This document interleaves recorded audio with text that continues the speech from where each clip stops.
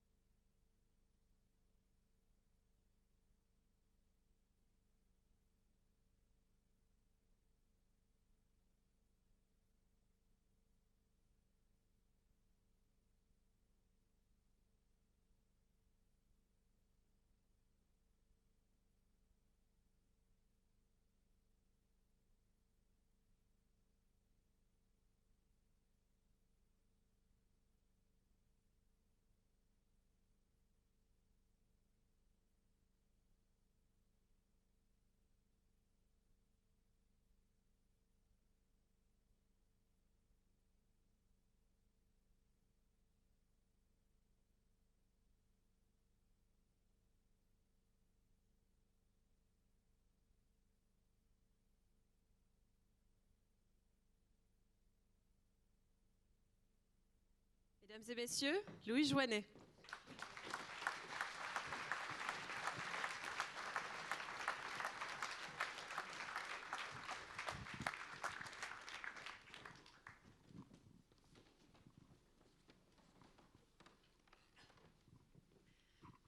Louis Joinet, donc l'un des invités de marque de ce 15e anniversaire. On est extrêmement touchés par votre venue, par votre présence.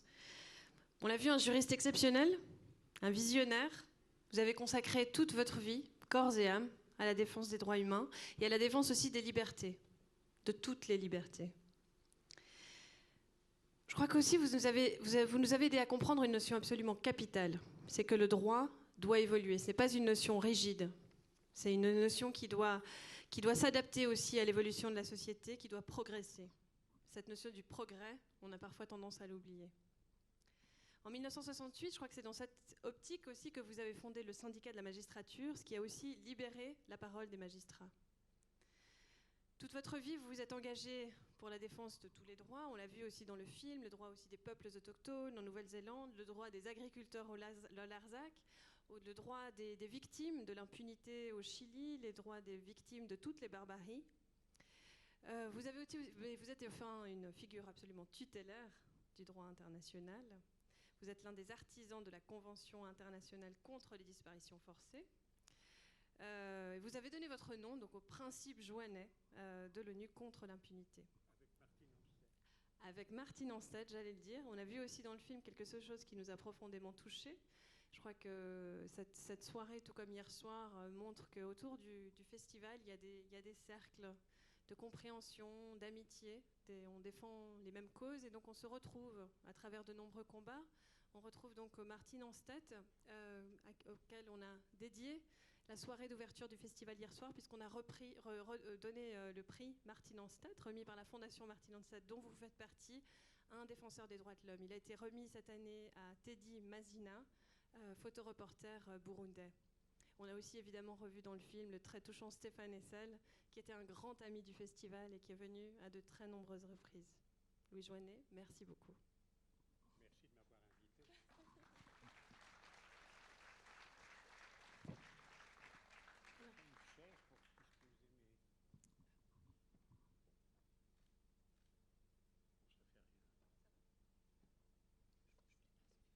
rien. Donc je commence. Bonsoir. Rebonsoir, parce que la dernière fois, c'était il y a 5 ans. J'avais eu l'honneur d'être invité. Le sujet qui m'importe de traiter est complexe, mais trop, pour ne pas dire très d'actualité. C'est un état des droits humains dans un monde devenu imprévisible. On vient de le voir avec le film, hélas. Alors, dresser un panorama de ces enjeux en 15 minutes,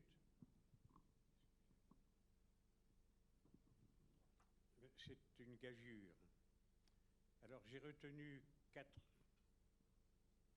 aspects qui m'apparaissent significatifs pour illustrer ce thème, que je tirerai surtout de mon expérience de terrain. Le premier enjeu, j'aborderai tout d'abord, pour être au cœur de l'actualité, d'une part, la difficulté, et nous sommes à Genève, d'appliquer les conventions de Genève sur le droit humanitaire de la guerre dans la nature de nos conflits actuels.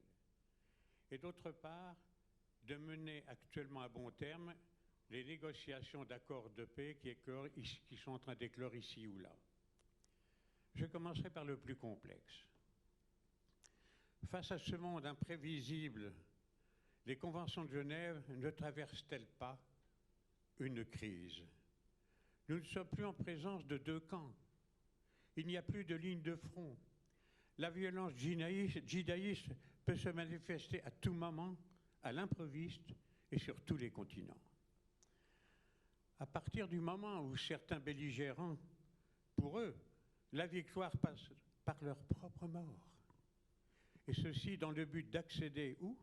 Au stade suprême du martyr, tantôt par le suicide, ou bien tué par les forces de l'ordre, transformés en quelque sorte en complices. Et pour cela, il faut donner la mort, car un martyr se doit de mourir les armes à la main. Ces situations sont là aussi difficilement saisissable juridiquement par les conventions de Genève qui, elles, réglementent le droit qui tente de rendre humanitaire la guerre.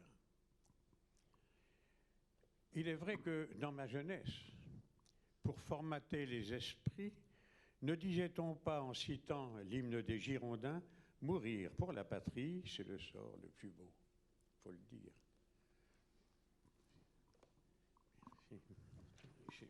J'ai pas de table, c'est bien. Bon, passons et prenons la question par une autre extrémité. À partir du moment où les violations des droits de l'homme prennent la forme de crimes de masse, dont l'objectif est de rayer de la carte le maximum de vivants, qui plus est de manière indifférenciée, je tiens à souligner car il faut bien prendre conscience qu'ils suppriment y compris des personnes qui leur sont favorables. Il faut bien savoir que les victimes les plus nombreuses de Daesh, ce sont des musulmans. De ce point de vue, le drame des Twin Towers percutés par 2 avions suicides fut un tournant. À partir de ce jour, rien ne peut plus se passer comme avant dans les stratégies de défense des droits de l'homme ou d'application du droit humanitaire. Puis, dans la foulée, ce fut hélas une série d'attentats tels que ceux, comme par exemple à Paris, dans mon quartier, au Bataclan, qui, loin d'être un objectif militaire, n'était qu'une salle conviviale de spectacle, ou encore de ceux qui ont décimé des consommateurs qualifiés de mécréants pour justifier leur élimination parce qu'ils s'adonnaient au plaisir de partager ensemble le verre de l'amitié. Ou Nice, avec son camion décimant une foule pacifique. Le seul point commun de tous ces attentats, c'est qu'ils sont commis à l'improviste pour assujettir l'opinion à la peur. La solution, je n'aurai pas l'audace de l'aborder tant elle est complexe. Seul constat d'évidence, priorité doit être de donner à la prévention qui passe par le rôle incontournable des services de renseignement. Et c'est là que le rôle des ONG reprend toute son importance, car ils doivent redoubler de vigilance tant les États sont tentés, dans ces situations, de prendre des mesures liberticides, telles la promulgation de l'état d'exception, constamment renouvelé, ou suivez mon regard, ou l'assignation à résidence sans le contrôle des juges. La difficulté de mener à bon terme les négociations d'accords de paix, et ce sera mon deuxième point, auxquels sont confrontés les accords dans un contexte d'antiterrorisme. Ils ne sont pas numérotés. Prenons l'exemple du conflit basque, dont les belligérants sont d'un côté l'Espagne et la France, de l'autre l'ETA, qui menait il y a encore 5 ans une guerre d'indépendance par attentat interposé. Je connais bien ce conflit comme étant membre du COPIL, le comité de pilotage de l'actuelle tentative de processus de paix. Un tel processus suppose d'abord l'abandon de certains réflexes qui impliquent une véritable reconversion quasi culturelle des esprits, tant de la part des militants partisans de la guérilla que du rapport de l'État à la violence politique. Reconversion culturelle, disais-je, car lorsque pendant des années, un militant a intégré quotidiennement les réflexes de la clandestinité, avec son lot de tensions, de méfiance, d'une vie de couple trop souvent hypothéquée, le retour à la lumière implique une reconversion, y compris professionnelle, de tous les jours.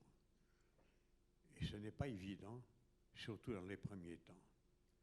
Reconversion culturelle également, lorsqu'un militant a longtemps cru au lendemain qui chante par la victoire au bout du fusil, lendemain qui trop souvent s'avère chanter faux. Certains de ces militants risquent de ressentir des concessions furent-elles réciproques qu'implique cette recherche de la paix par des négociations et concessions qui risque d'être ressenti par ces militants comme une sorte de trahison à l'égard de leurs camarades morts dans les affrontements, sous la torture ou qui se sont suicidés de souffrance et seraient alors comptés, selon eux, comme profits et pertes.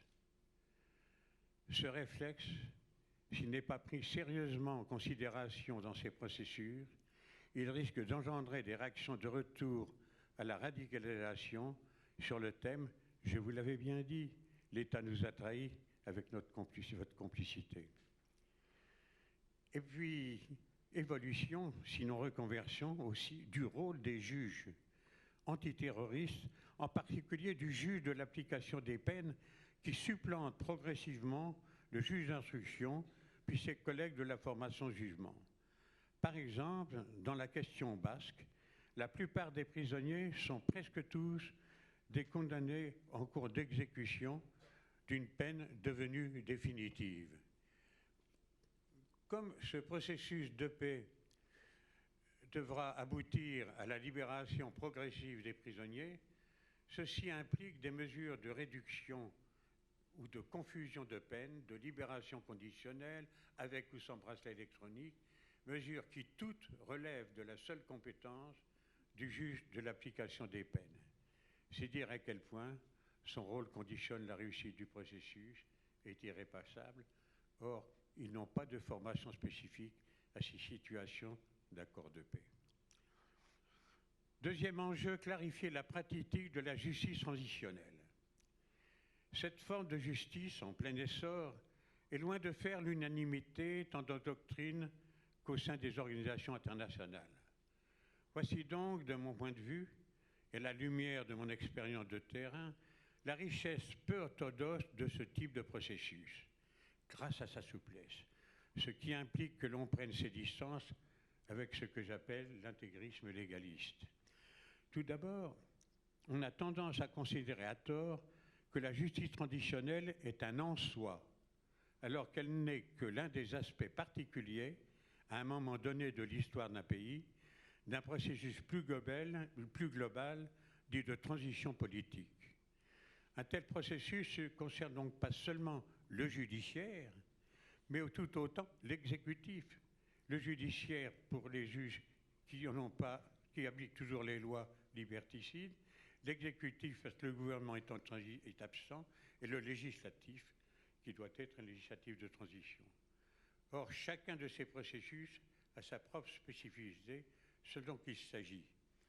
Du passage de la guerre ou de la guérilla à la paix par la négociation d'un accord de paix, au terme duquel le bulletin de vote se substitue aux armes, cas du processus de paix en cours en Colombie, ou bien du passage d'un régime autoritaire ou totalitaire à un état de droit par la négociation d'un accord politique de transition, quelle que soit sa dénomination, dialogue national, démocratique, plateforme, dans le cas de transition, par exemple, ce fut le cas au Chili.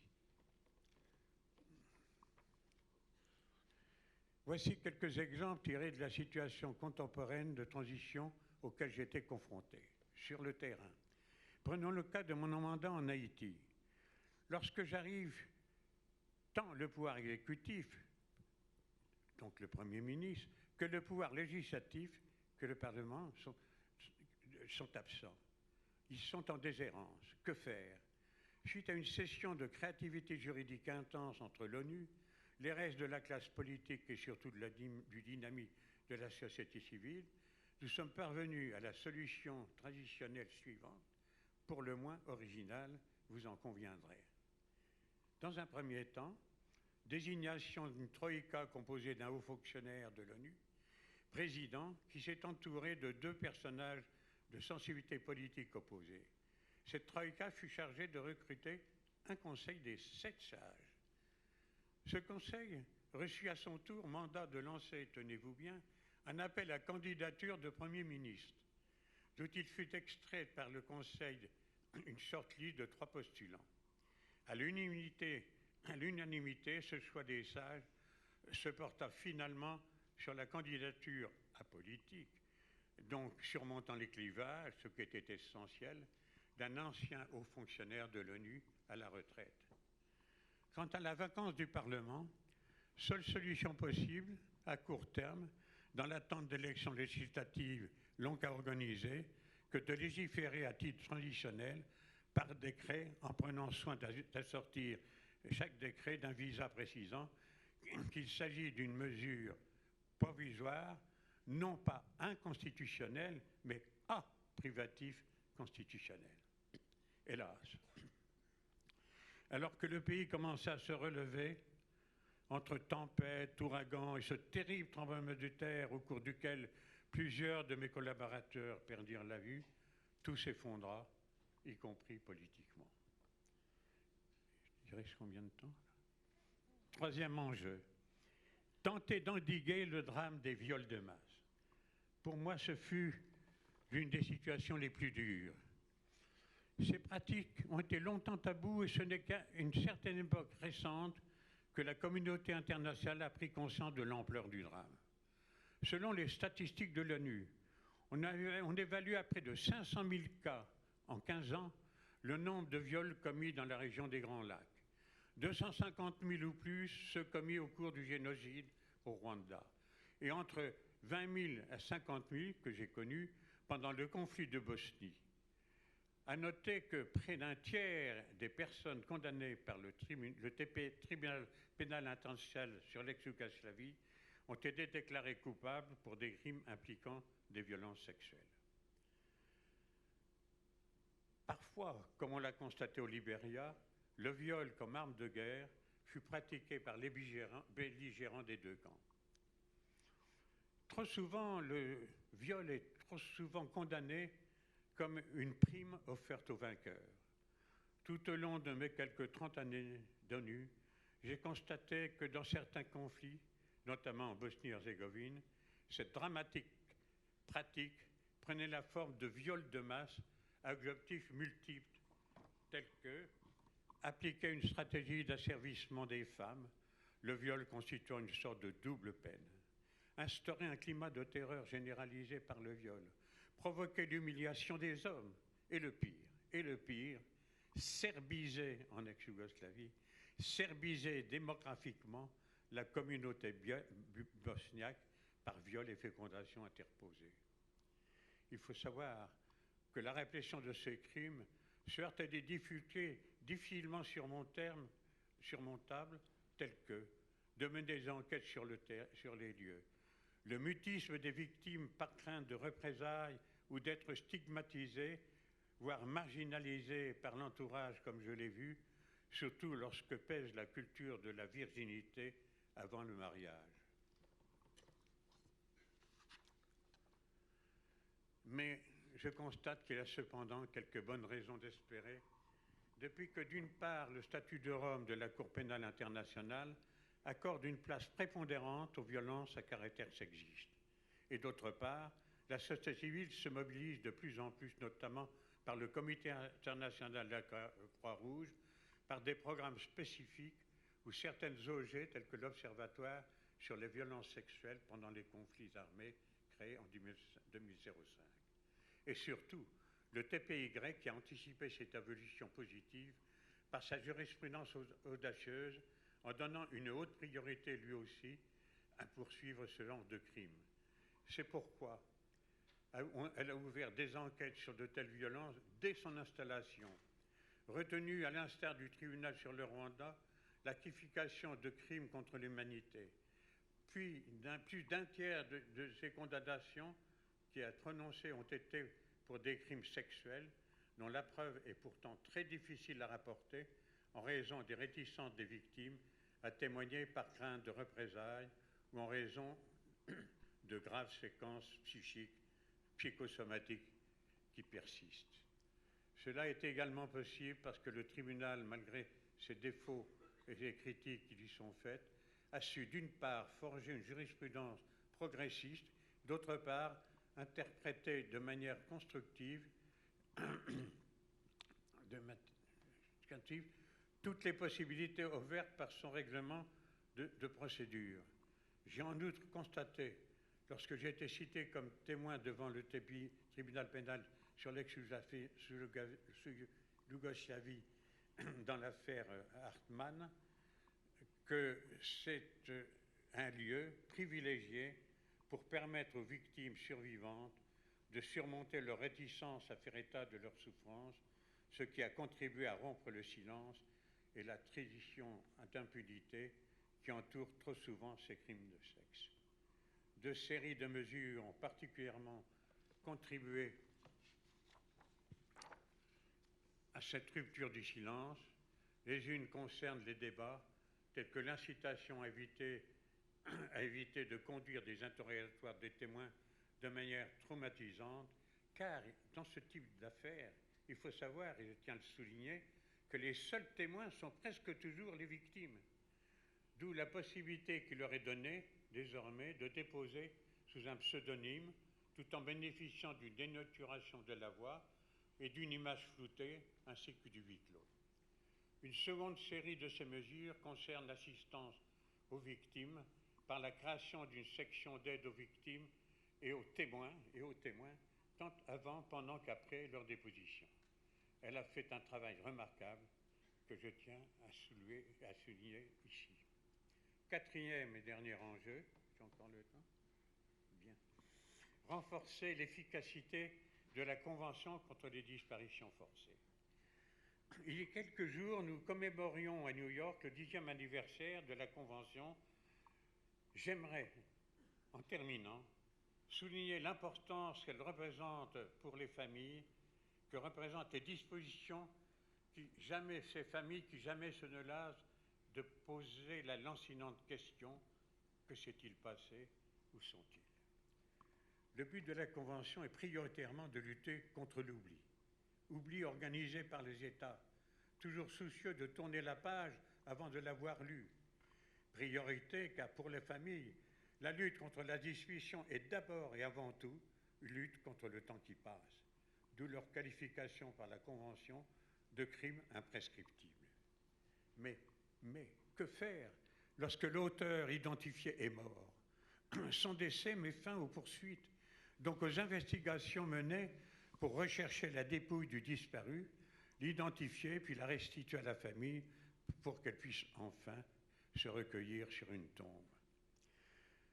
J'ai eu la réponse à cette question lors d'une de mes missions en ex-Yougoslavie, lorsqu'avec le célèbre anthropologue légiste Clyde Snow, nous nous efforcions de localiser des charniers.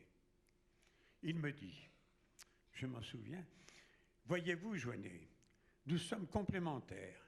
Vous, avec votre droit et votre imprescriptibilité, vous pouvez certes suspendre le temps, mais pas au-delà de la mort de l'auteur.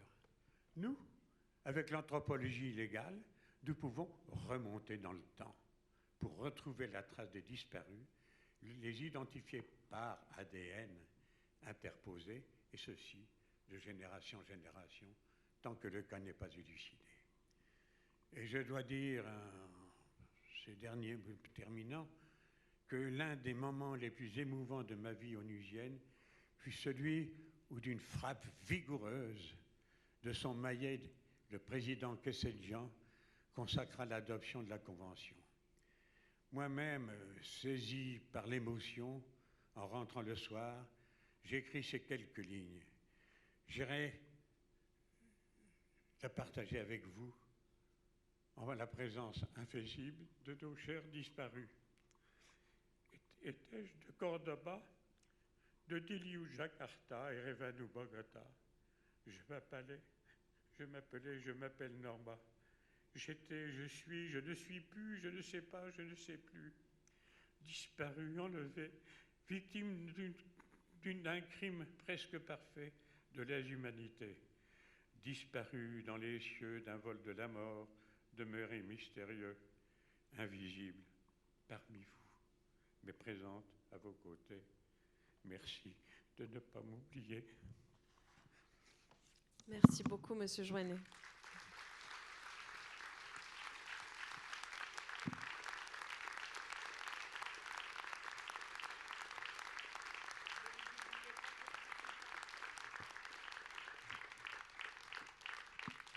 Donc on va passer à la suite de la soirée.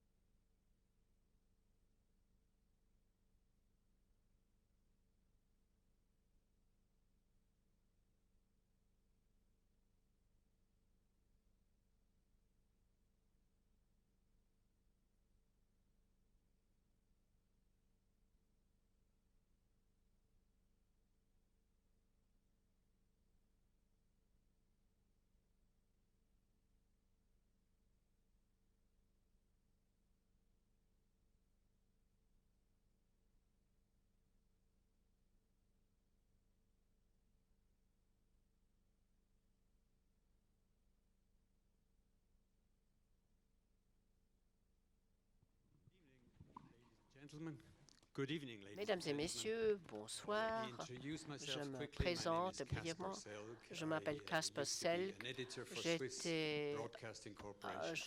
J'étais chroniqueur pour le réseau allemand de la radio suisse. Je m'occupais des affaires internationales pendant plus de 35 ans et on m'a demandé de modérer cette discussion ce soir.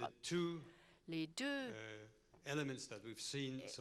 choses que nous avons vues jusqu'à présent, le film très touchant et il y a un jeu de mots presque.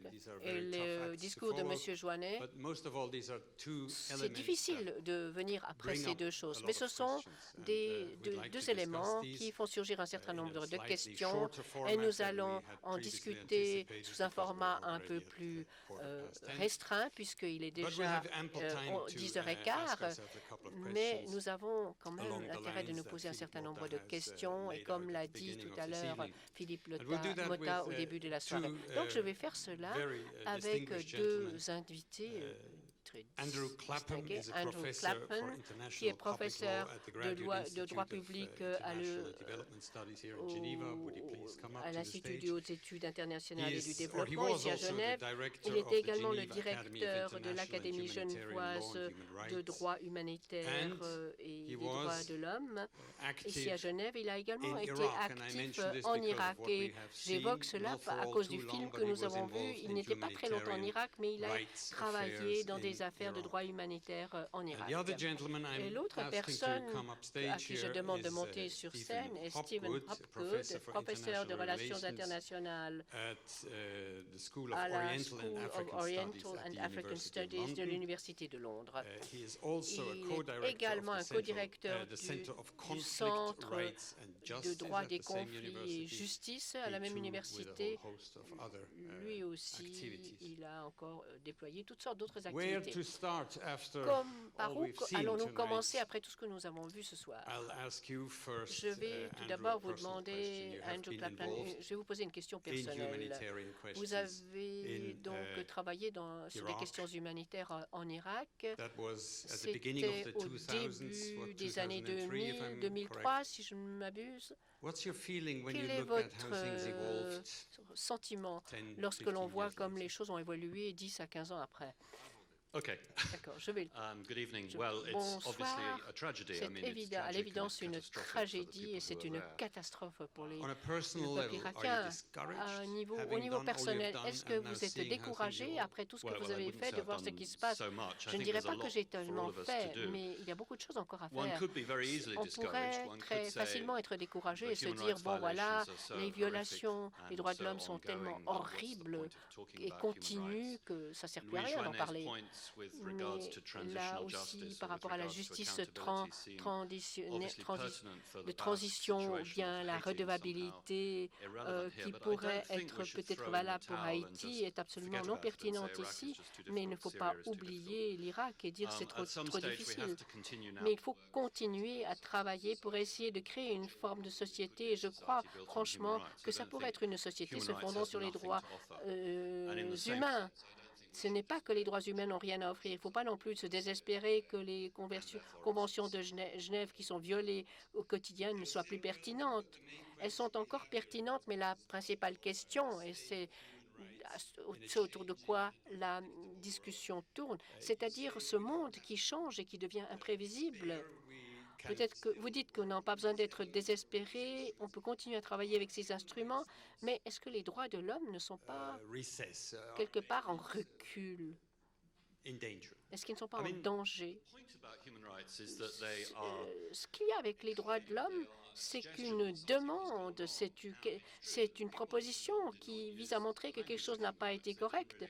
Bien sûr, dans le film, on n'a pas utilisé le langage des droits de l'homme, mais en fait, beaucoup de violations dont on a été témoin, par exemple les crimes de guerre qu'on voit, jusqu'à un certain point, il faudrait qu'il y ait une redevabilité.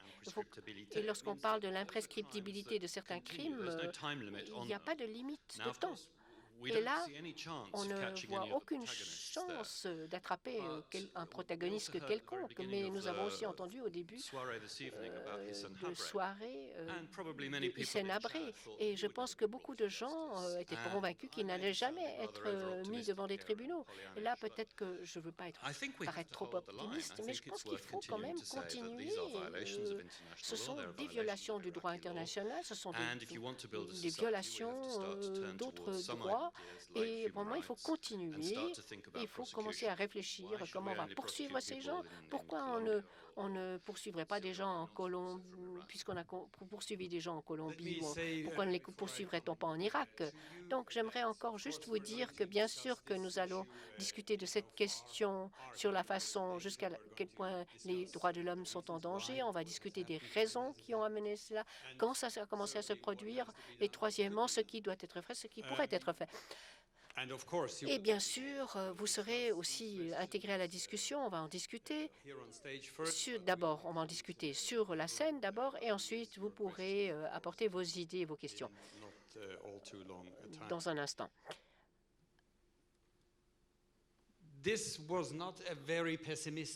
Votre point de vue n'était pas très pessimiste quant aux droits de l'homme, mais le vôtre est un peu différent. Si je regarde le titre de votre livre qui parle fondamentalement sur la fin des temps des droits de l'homme, s'agissait-il juste d'un titre intéressant qui permettait de bien vendre votre livre ou c'était votre conviction? Non, bon. Voilà. Lorsque vous parlez de conviction, c'est comme si je voulais que ce soit quelque chose qui se produise. Non, ce n'est pas le cas. Mais c'est ma conviction en tant que scientifique spécialisé en politique, c'est que tous les développements progressifs de la société qui ont passé par les droits de l'homme arrivent à une fin, sont arrivés en fin de course. Mais c'est difficile d'être optimiste en matière de droits de l'homme actuellement. Et il me semblerait que les signes, pendant un certain temps, c'est que le mouvement s'essouffle. Tout d'abord, il y a un monde qui est beaucoup plus multipolaire depuis le 11 septembre, la montée de la Chine, de la Russie, qui bloque certaines évolutions des droits de l'homme. Et deuxièmement, c'est quelque chose dont je parle dans mon livre, c'est que disons, la concentration des droits de l'homme internationaux, c'était quelque chose qui permettait d'aller au-delà. Et je pense qu'ils ne vont jamais avoir de résultats en termes de justice ou d'intervention sérieuse. J'aimerais juste vous interrompre.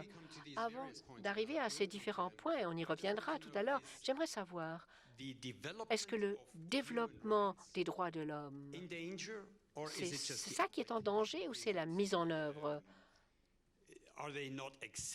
Est-ce qu'ils ne sont plus acceptés ou bien simplement on ne les suit plus? Parce qu'il y a deux niveaux différents, me paraît-il. Donc, l'engagement général de cette idée, pour cette idée de droit et des droits de l'homme est assez large et répandu, plus que ça l'a été auparavant, si on compare avec les années 70. Mais la façon dont les États mettent ça en œuvre, les droits des femmes, beaucoup de parties du monde où la mise en œuvre de ces droits ne se fait absolument pas. Et souvent, c'est des coalitions de personnes qui soutiennent le mouvement des droits de l'homme. Mais les domaines, là où les droits de l'homme ont été vraiment acceptés de façon efficace, il semblerait qu'il y ait une réaction contre ces droits qui est en train de se développer. Par exemple, si on peut aller bien plus dans le passé que depuis Donald Trump, il semble y avoir une aversion contre les droits de l'homme.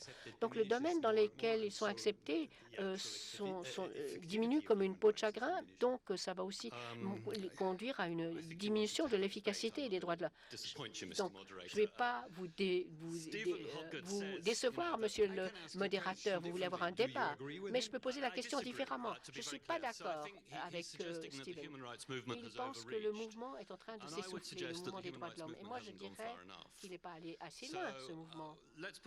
Donc, laissons de côté la Cour pénale internationale. On y reviendra tout à l'heure.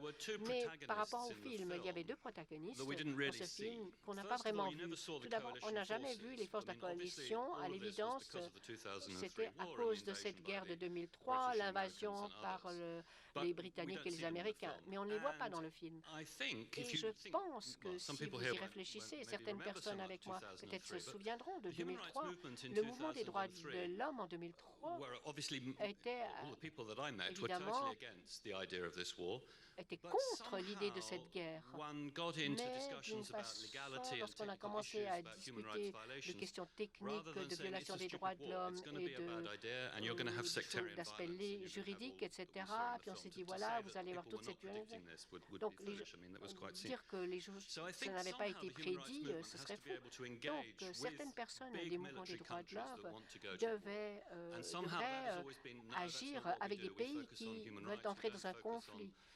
Et là, il y a des gens qui veulent faire la guerre. Et je pense qu'il faut changer les choses. Il ne faut pas que le mouvement des droits de l'homme devienne un mouvement de pacifistes. Mais le deuxième protagoniste qu'on ne voit pas dans le film, c'était Daesh. Et là, je proposerais que le mouvement des droits de l'homme commence à s'attaquer à certains des groupes armés comme étant les atrocités qu'on a vues dans le film. Parce que du point de vue historique, le mouvement des droits de l'homme, et Steven le suggère un petit peu, voilà, on a suffisamment à faire, essayons de nous concentrer sur ce qu'on arrive à faire et ne débordons pas et nous engager avec des groupes où on n'arrivera rien à obtenir. Donc, il y a une personne qui dirige une organisation qui s'engage avec des groupes armés. Mais si vous voulez aborder certaines des questions et certains des problèmes qu'on a avec Daesh, il faudra commencer. Vous êtes d'accord? Évidemment pas.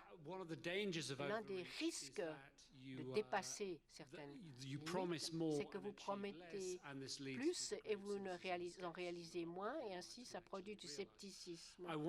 Donc, j'aimerais reprendre un certain point qu'a évoqué Andrew et qui me paraît important, c'est qu'il ne plaidoie pas en faveur du fait que le mouvement des droits de l'homme devienne un mouvement de paix, mais je pense que là, il y a un élément crucial maintenant. Ce mouvement a émergé dans les années 70 lorsque les organisations vraiment étaient pleinement engagées là-dedans. Et il y avait une grande variété et surtout, il n'y avait pas vraiment de parti de gauche en Occident qui était contre cela. Et maintenant, ces partis sont en train de changer. Et la question de voir comment les droits de l'homme s'intègrent dans une gauche plus progressiste, avec plus de mouvements sociaux, avec plus de mouvements de masse, c'est une question critique. Est-ce que les droits de l'homme pourront vraiment jouer avec les partis de gauche? Est-ce que ça se trouve à la gauche plutôt du spectre politique ou pas? Donc, nous avons toute une série de questions différentes. L'une est toujours pourquoi en sommes-nous arrivés au point où nous en sommes? Et la deuxième question est qu'est-ce qui peut être fait? Donc, et là, on a les problèmes d'un point de vue strictement juridique et à l'évidence, on parle aussi d'éléments politiques dont il faudrait aussi tenir compte. Tout d'abord, j'aimerais revenir rapidement à la question sur ce qu'est le problème et où il a surgi. On a entendu une théorie qui était que le 11 septembre était le tournant en l'histoire. Vous avez parlé de la guerre d'Irak et vous, dans votre livre, vous dites que c'est un développement qui a commencé bien avant. Pourquoi est-ce que ça a commencé avant et quand? Cette force mondiale des mouvements des droits de l'homme, cette force n'a vraiment pris de l'élan que dans les années 90. Et pour moi, c'était vraiment le point culminant des 15 ans très mauvais qui ont suivi. Lorsque l'Irak est devenu quelque chose de l'Empire américain, les Chinois et les Russes ont commencé à intervenir et lorsque nous sommes arrivés à la Libye, là, tout le mouvement des droits de l'homme a en quelque sorte s'est essoufflé. Donc, le moment, disons, culminant des droits de l'homme, c'était au moment de l'effondrement du bloc de l'Est. Est-ce que vous êtes du même avis? Non. vous serez très content d'entendre cela. Bien sûr qu'il y a eu beaucoup d'attention accordée par les historiens et aussi par Stephen dans son livre à ce moment magique des années 70 lorsqu'Amnesty International a gagné le prix Nobel de la paix, lorsque Jimmy Carter faisait des discours sur la paix. Donc, les droits de l'homme ont été dans les affaires étrangères, enfin partout étaient. Mais en tant que participant à des organisations de mouvement des droits de l'homme, dans des endroits comme le Mexique ou la Tunisie, qui a eu aussi un mouvement des droits de l'homme très fort, et même en Irak, et ça reviendra. Mais l'idée qu'il faut en quelque sorte être obsédé par ce qui se passe dans le domaine des droits de l'homme, et là je vais voler l'idée de Stephen avec un H majuscule, mais c'est un type de droit de l'homme. Et le mouvement des droits de l'homme et les ONG sont assez en bonne santé, même s'il y a des crises de temps en temps dans le Conseil des droits de l'homme. Si on regarde la situation actuelle, la difficulté semble être apparemment qu'il n'y a plus de vraies d'affaires de guerre qui sont en quelque sorte quand même réglées par un certain aspect humanitaire. Donc, il y a la guerre, comme c'est décrit dans le film. Et puis, un autre élément, c'est vraiment de dépasser, de tendre les bras. Ce dépassement en termes de ce que voulaient les militants des droits de l'homme, c'est-à-dire qu'à la période, à l'apogée des droits de l'homme, les règles étaient dessinées, élaborées, qui allaient peut-être au-delà de certains critères que la société était en mesure d'accepter. Je pense que les droits de l'homme doivent toujours aller un peu plus loin que ce que les êtres humains veulent accepter. Si on dit qu'il n'y a pas de torture, qu'on ne veut pas de torture et que tout le monde accepte qu'il n'y a pas de torture, il faudrait qu'il n'y ait plus de torture. Donc, les droits de l'homme vont toujours être un peu pionniers en matière de par rapport à ce que la société est prête à accepter. Pour ce qui est de la Cour de justice internationale, bien sûr que cette Cour internationale n'a pas jugé beaucoup de gens et probablement ne va pas le faire, mais l'idée que tout ce qui a été fait en Irak est un crime de guerre international et qu'un jour, ça pourrait être poursuivi dans une cour internationale, pénale internationale ou n'importe quel autre pays à travers le monde. Je pense que ça, c'est déjà un gros progrès. Et c'est quelque chose d'ambitieux, mais ce n'est pas quelque chose qui dépasse les choses. Est-ce qu'ils ont dépassé un petit peu avec ce qu'ils ont réalisé dans les années 90? À l'époque, ça aurait pu être considéré comme l'ère d'une hégémonie libérale qui allait s'imposer partout. Et que, d'une certaine façon, c'était l'Occident. Il y avait un grand déséquilibre de pouvoir avec les États-Unis et l'Europe ensemble. Maintenant, si vous voulez créer un monde libéral, et les droits de l'homme sont absolument essentiels à cela. Et ça, c'était le moment de le faire. Ce que j'essaie de dire, c'est que, en fait, ce qui fait que cela fonctionne, c'est qu'il faut qu'il y ait des forces politiques qui étayent tout cela.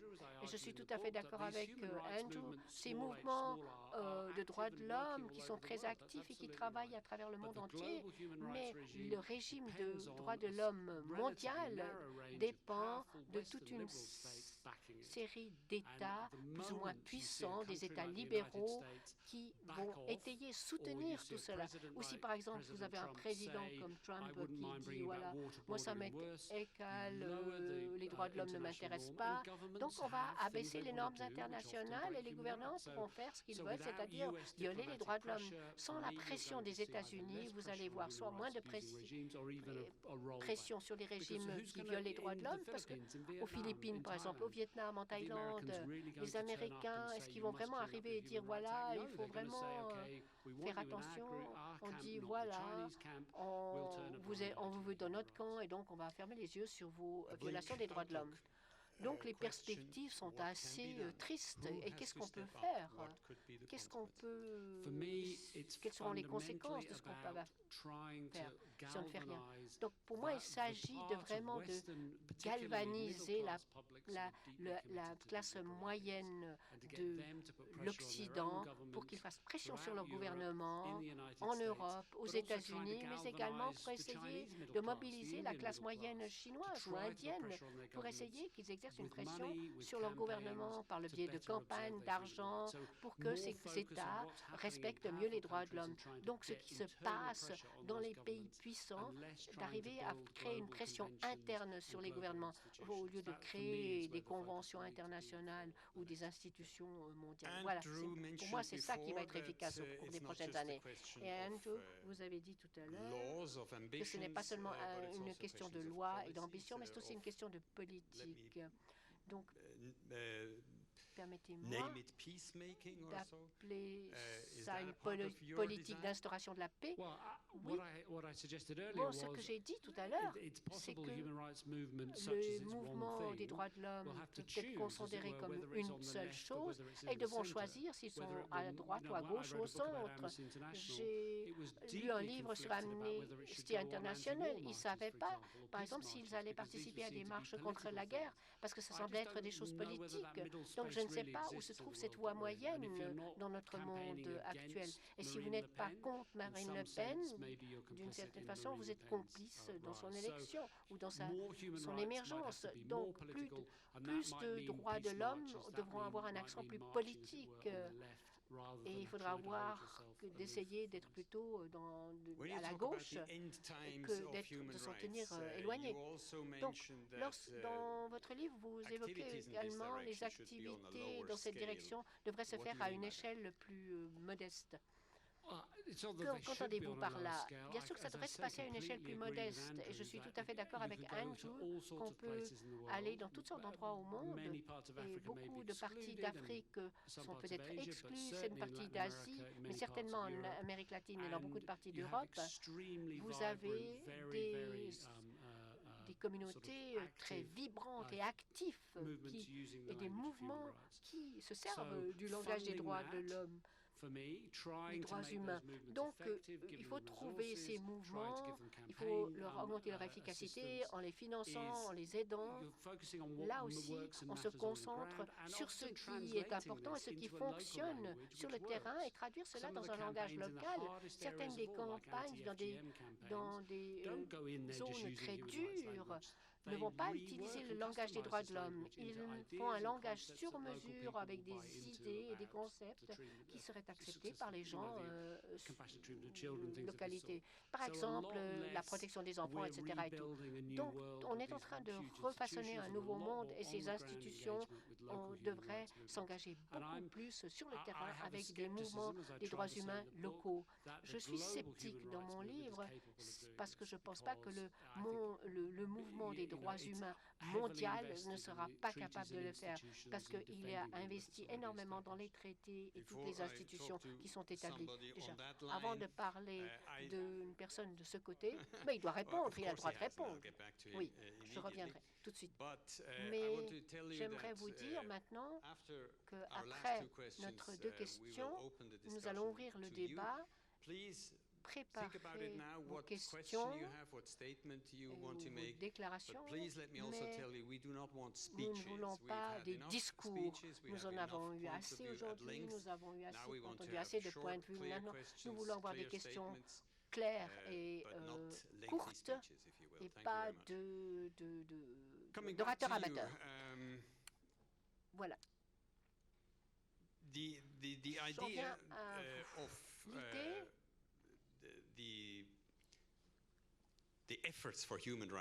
de faire des efforts pour les droits humains qui doivent être plus d'ordre politique. Vous êtes d'accord avec l'analyse de Stephen?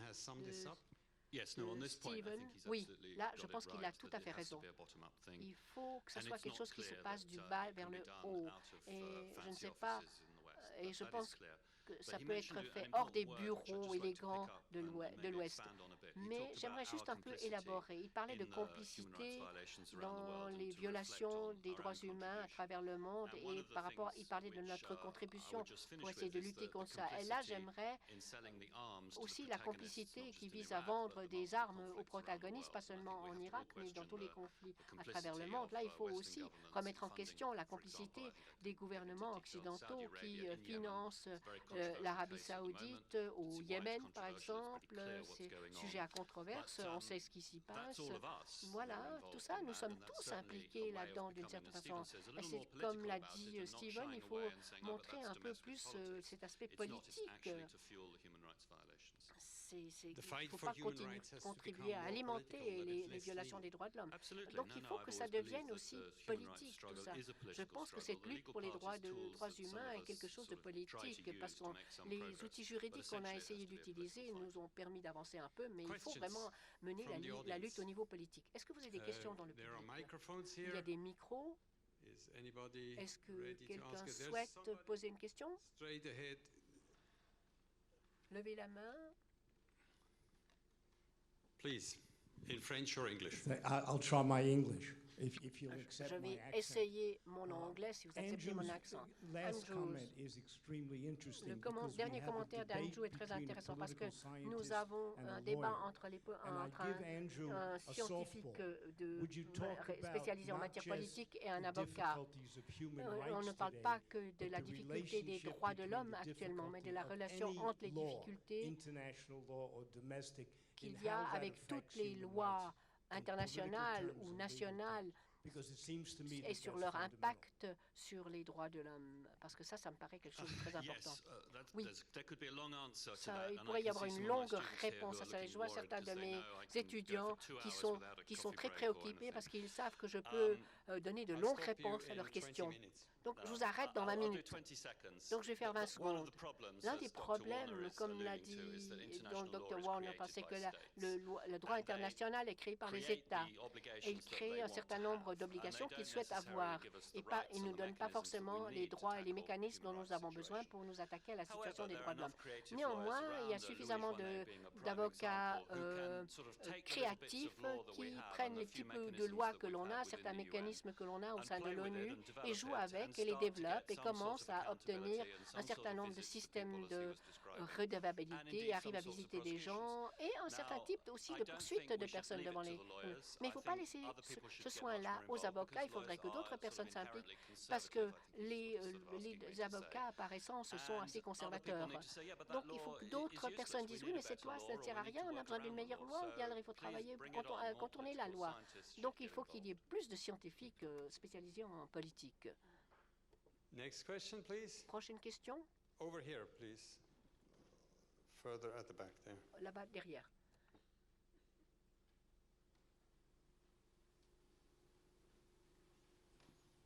Thank you.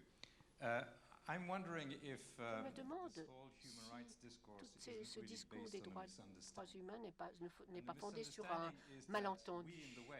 Nous, en Occident, supposons que ces droits sont universels et que le discours autour des droits humains est universel. Et la crise à laquelle nous sommes confrontés, c'est qu'il se révèle que c'est notre universalité, mais ce n'est pas l'universalité de tout le monde.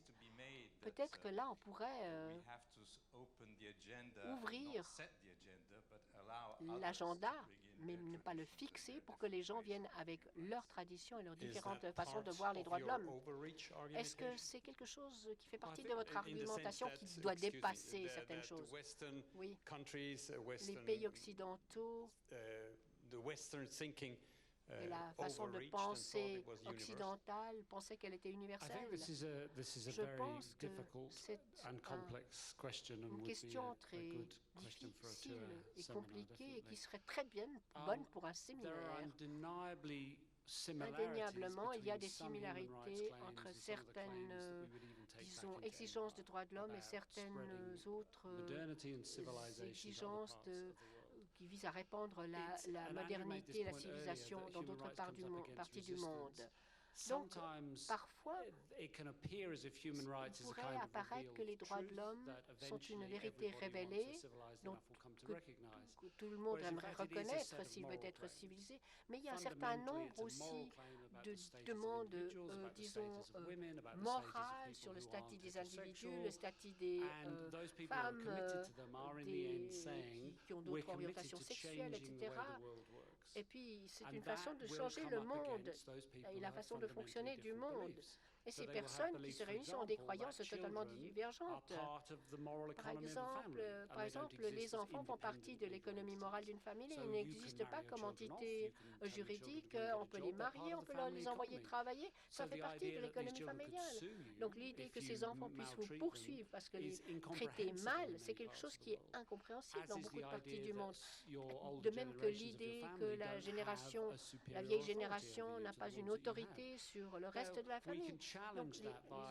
Donc on peut remettre ça en question en disant, voilà, on a une vision particulière de l'individu, mais si on traite avec Daesh ou d'autres entités, alors la distinction se fait très fort.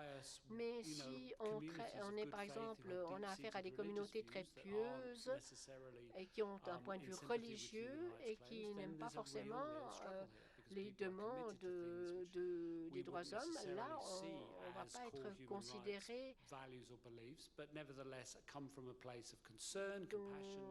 Mais on peut pas aborder la question de la compassion, et il faut voir aussi à quel point les droits de l'homme auront une approche pragmatique. Quels sont le type de négociations qu'on peut conclure parce que souvent au niveau politique, on doit conclure un certain nombre d'accords. On dit voilà, on ne va pas aborder certaines violations parce que ça va générer une trop grande résistance sociale. Mais si on parle des droits des femmes ou bien les droits des LGBT, là aussi, il y a certains niveaux où ce n'est pas négociable. Et là, il y aura des clashs et ce sera difficile d'imposer tout un ensemble de croyances universelles. Je pense que les croyants en droits humains devront dire, voilà, je pense que la façon dont vous traitez vos enfants ou vos femmes est fausse. Et puis, vous allez avoir un petit peu le même impact que les missionnaires autrefois. Je comprends cela, mais je vous pose la question. La question était, est-ce qu'on a vraiment dépassé les choses? Est-ce qu'il y avait des questions qu'on n'aurait pas dû aborder, selon vos termes? Je parle par exemple des droits sexuels, par exemple dans le monde islamique ou bien en Orient. C'est des questions extrêmement délicates. Mais cela implique que le mouvement des droits de l'homme est comme une conscience centrale. On parle de liberté. Et à partir du moment où on libère cela, où on publie cela, parce que j'ai lu le livre d'Amnesty au début, on résistait à l'idée d'intégrer les droits des LGBT, car c'était très complexe. Mais est-ce qu'on fait ça dans des pays catholiques ou bien dans des pays musulmans? Là, on va perdre les membres. Puis à la fin, on a été obligé d'adopter cela. Parce qu'à partir du moment où ce principe a été établi, que des gens ont une intégrité morale et physique, alors on ne peut pas, disons, nier qu'il y a ça. Et les LGBT ont poussé la chose jusqu'à ce que ce soit adopté. Du point de vue des droits de l'homme, c'est impossible d'y résister. Donc, c'est peut-être pas très sage du point de vue stratégique pour une organisation, mais l'idée qu'on puisse arrêter cela, c'est une idée qui n'a aucun bon sens. Donc, les gens veulent bénéficier de droits, ils vont s'organiser pour essayer de les obtenir. Same question to you. Même question, je vous adresse la même question. Was there an element of overreach by thinking what we think où on a dépassé un peu les bornes en pensant que notre approche était universelle? Je pense que Stephen a très bien répondu à la question. Moi, je dirais que même s'il y a certaines questions qui sont à la limite des droits de l'homme, où le monde entier n'est pas d'accord sur ces questions, ça ne nous empêche pas de reconnaître la question du droit à la vie, par exemple, ou du droit à la santé.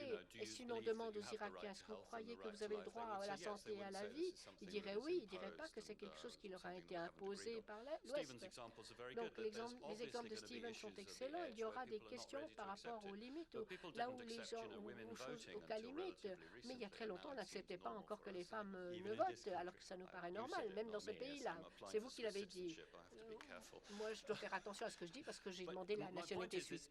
Donc, il n'y a pas forcément un progrès irréversible, mais il y a des points où on semble aller trop loin.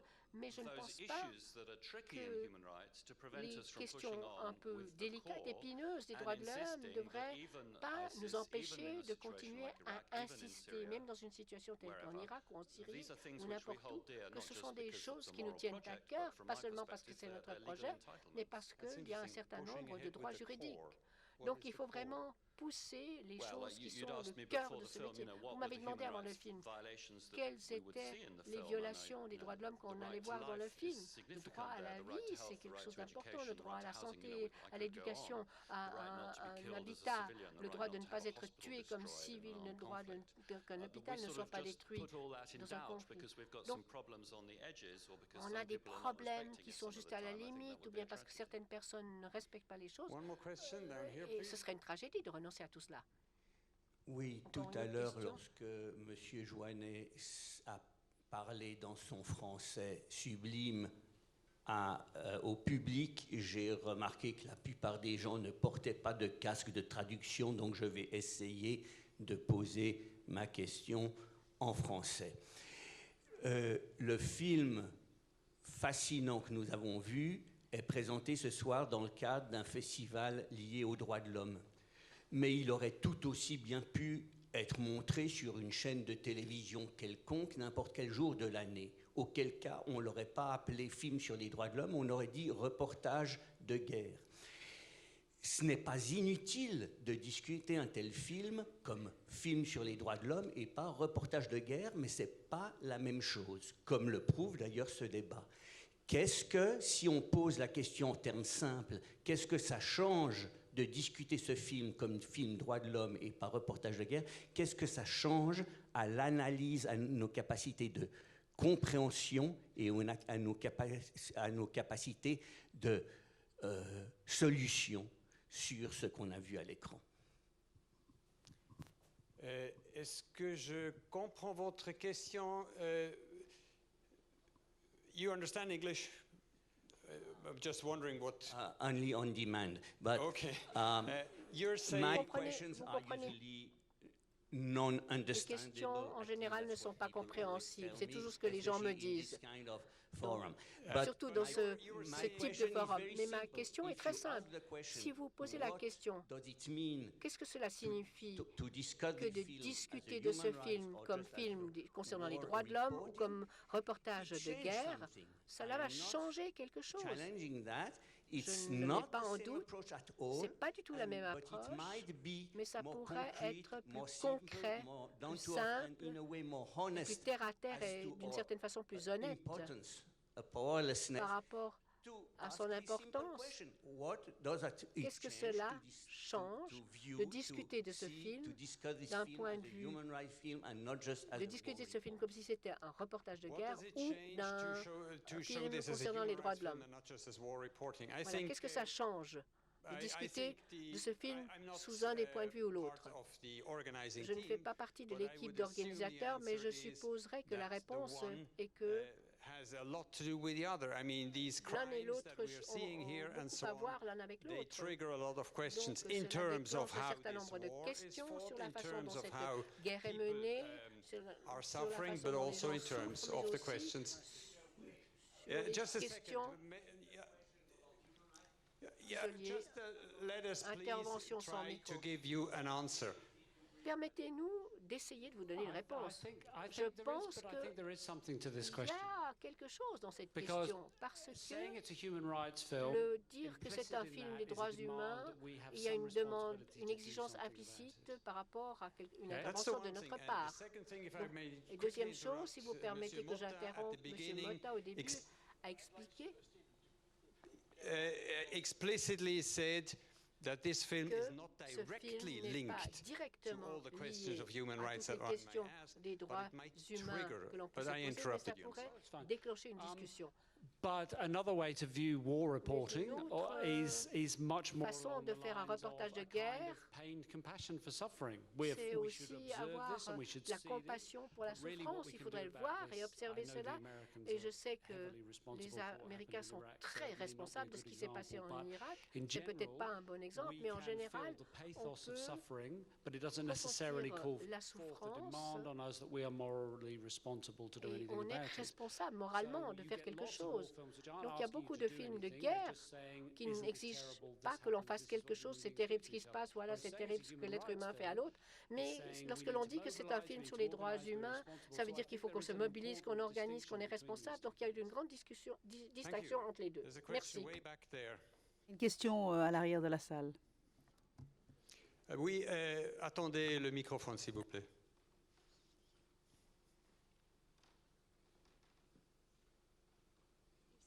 If the young Syrians were into the room, they would say legalité doesn't drive automatically to ethically. Ethics is another world.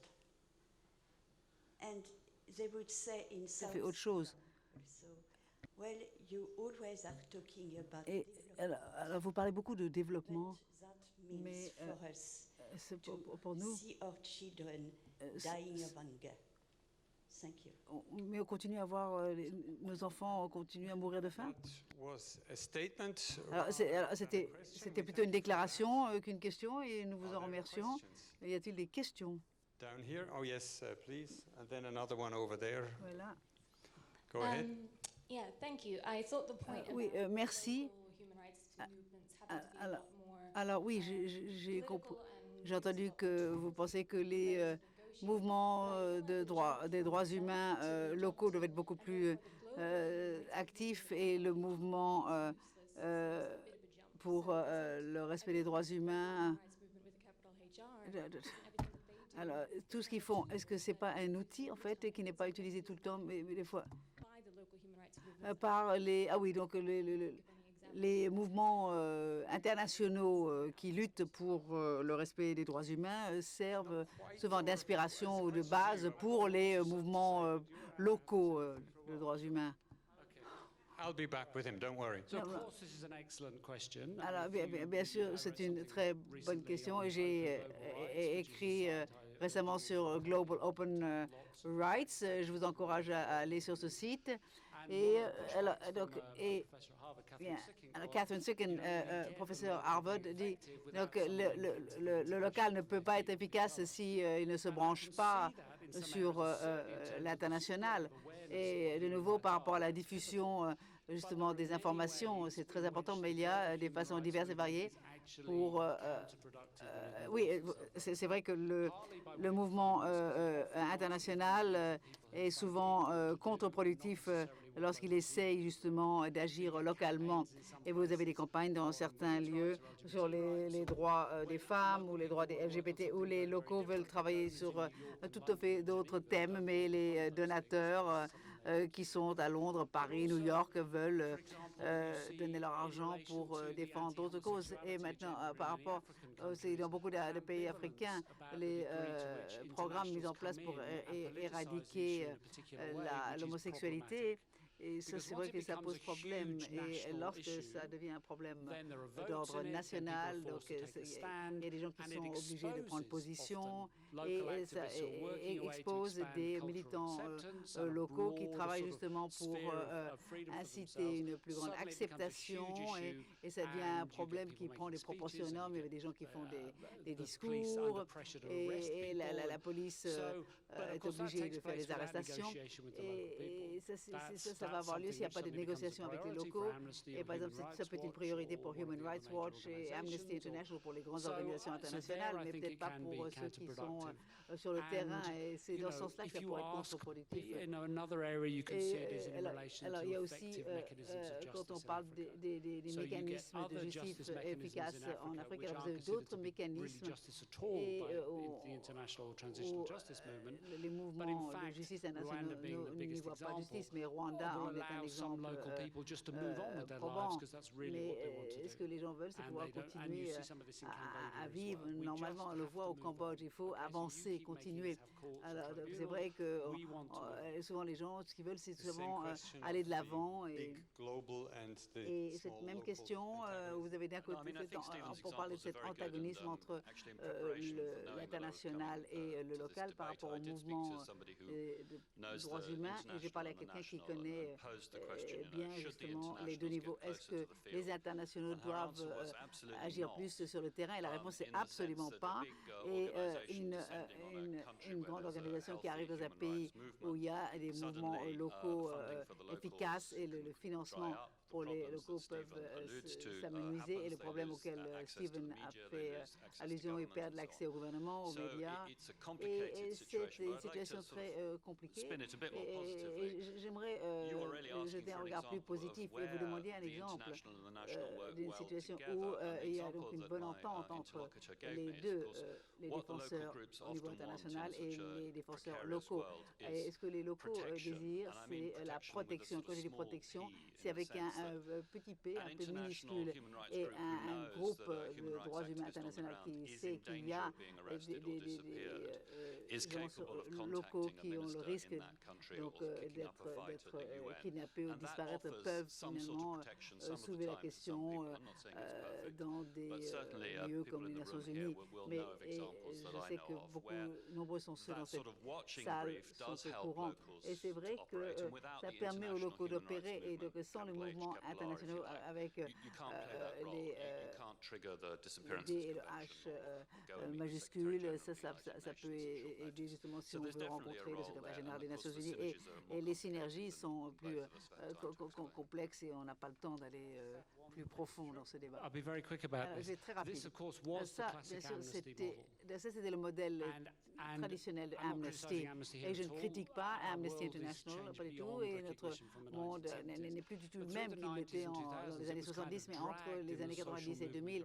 Donc on était dans la direction du mouvement social beaucoup plus impliqué local.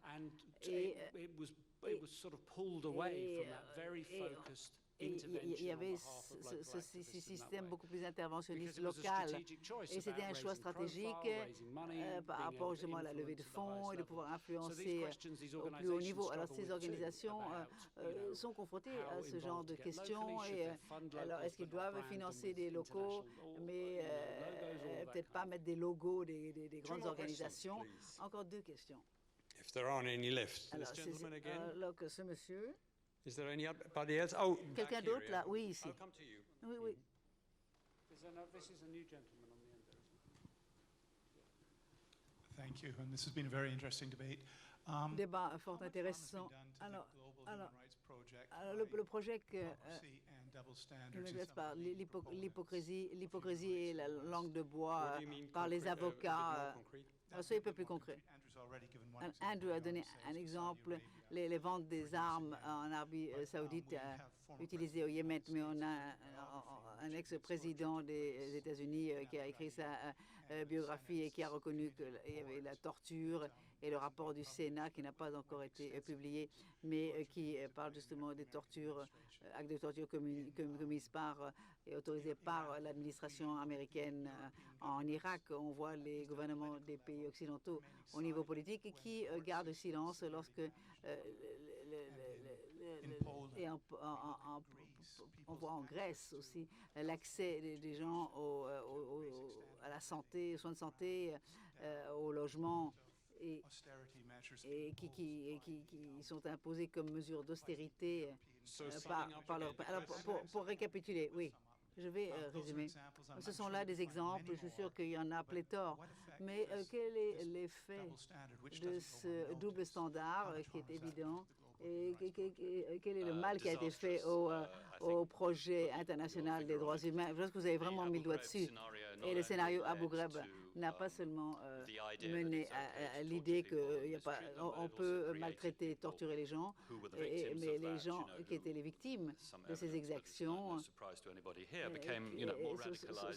sont radicalisés beaucoup plus qu'ils n'auraient rêvé de le faire. Alors Guantanamo, qui n'a pas été mentionné, a aussi donné des idées aux gens comme quoi il n'y a pas de problème d'enfermer les gens, de les torturer et de ne pas les amener devant un juge. Et alors c'est vrai que les internationaux peuvent très bien aller voir les gouvernements du monde entier en disant il ne faut pas torturer les gens. Et bien sûr, la réponse qui est donnée, c'est qu'en est-il d'Abu Ghraib, les drones, Guantanamo. Alors si vous le faites, nous on peut le faire.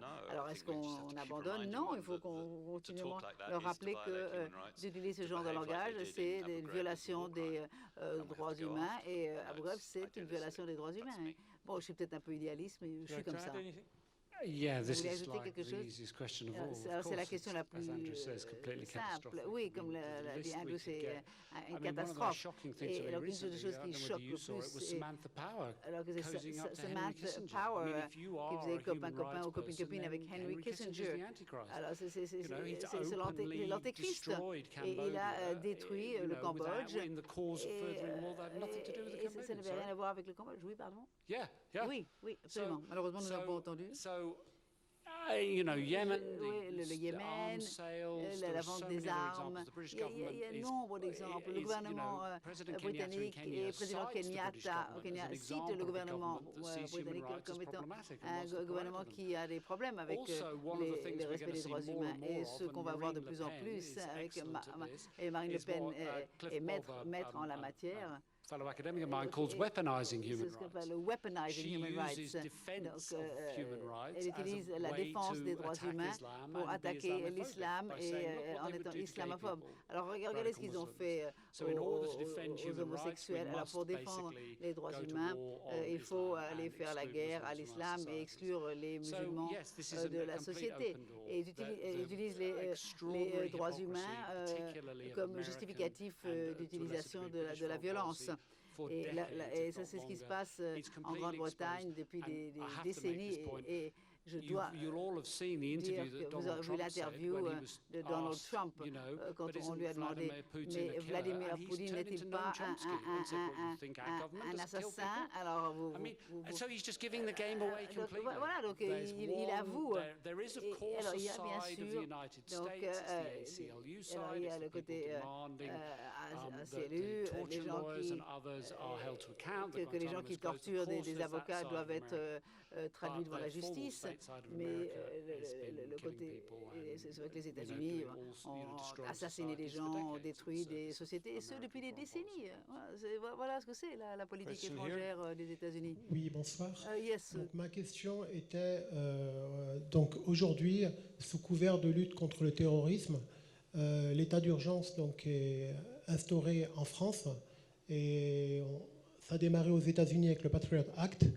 Et on a beaucoup de lanceurs d'alerte qui nous mettent en garde contre nos libertés individuelles, notamment les droits humains. Et comment voyez-vous, vous, l'évolution des choses quand on voit des régimes dictatoriaux comme en Érythrée ou dans d'autres pays comme la Russie et aujourd'hui comme Erdogan, qui utilisent l'état d'urgence pour oppresser leur peuple et tout opposant. Voilà. Donc on ne montre pas spécialement la voie aussi. Donc je voulais savoir comment voyez-vous l'évolution, s'il vous plaît. How do you see the evolution? We have alors l'évolution state of emergency avec le fait de l'état d'urgence qui est déclaré dans un nombre croissant de pays. On a la France, les États-Unis avec le Patriot Act, et il y a des dictatures de par le monde. On a le cas de l'Érythrée, Poutine. Et comment vous pensez vont évoluer les choses? Non, c'est pas bon. Et le livre que j'ai écrit a traité justement de cette érosion de la démographie en Turquie, en Hongrie. et d'autres parties du monde. Et donc j'ai fait allusion au fait qu'il y avait une résistance à tout cela dans les sociétés occidentales, mais ça change, et ça change très vite. Ce sont les gouvernements-là qui ont des intérêts d'État, et ils n'aiment pas être confrontés à l'opposition. Et il y a un concept auquel il faut nous habituer, c'est ce qu'on appelle l'érosion démocratique, et les militaires ne vont pas prendre le pouvoir aux États-Unis, mais c'est la qualité de la démocratie qui va s'éroder. Si vous êtes un Afro-Américain, vous pouvez déjà vous rendre compte par rapport justement au Voting Act Rights qui vous empêche de voter. Vous le voyez aussi avec Donald Trump, qui essaie justement de mettre des limites à la liberté de la presse, et aussi de faire passer des avocats pour des gens pas bien. Et vous n'allez pas avoir un coup d'État, mais vous allez découvrir qu'il est beaucoup plus difficile justement de ne pas être d'accord, beaucoup plus difficile justement de rendre responsable le gouvernement. Et si vous êtes un militant et si vous êtes pour l'expression des droits, ça va être de plus en plus difficile. Et pour moi, il faut vraiment revenir donc, aux éléments de base. Il faut que les gouvernements soient rendus responsables. Si eux abandonnent justement le projet des droits humains, ce sera fini. Une dernière question à vous deux. Le monde évolue et très rapidement, et qui n'est plus du tout prévisible. Et c'est vrai qu'il n'y a pas beaucoup de lumière au bout du tunnel en ce qui concerne les droits humains. Êtes-vous d'accord? Et je pense que, en fin de compte, les droits humains, qu'est-ce que c'est? C'est d'être traité avec égalité et de façon juste. Et les gens sont furieux. Et même si vous êtes calme, il y a des situations où on est traité de façon injuste et ça vous rend dingue. Et moi, c'est ce qui est vraiment à la base de ces droits humains. Ce n'est pas juste que je sois traité de cette façon, ou ma communauté, ou ma famille. Et je ne pense pas que ça va disparaître, ce genre de réaction. Et ce sera toujours le cas. Vous allez avoir des gens qui vont se mobiliser pour essayer de résister à ces choses injustes. Mais ils vont aussi faire appel à d'autres outils.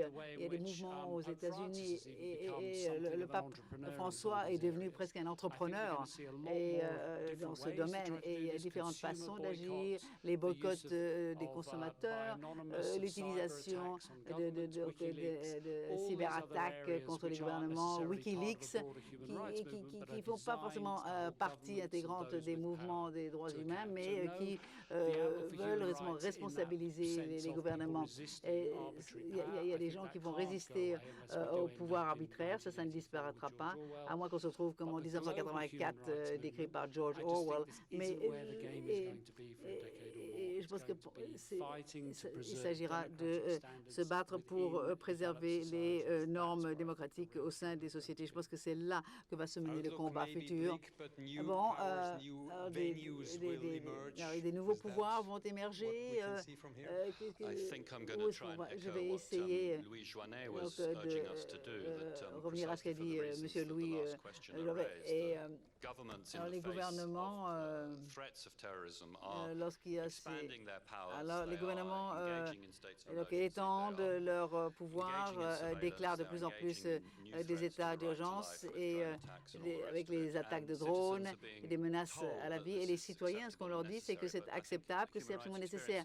Mais l'expérience des droits humains est qu'une fois que les gouvernements prennent le pouvoir, ils s'y accrochent même une fois que la menace a disparu. Et ce que M.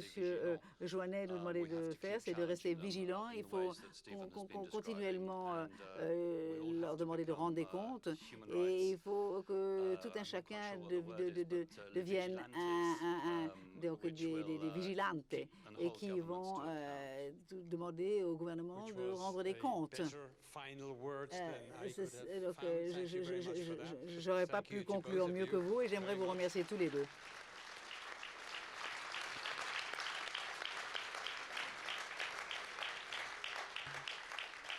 Et un grand merci à vous toutes et tous d'avoir participé, et passez une bonne fin de soirée.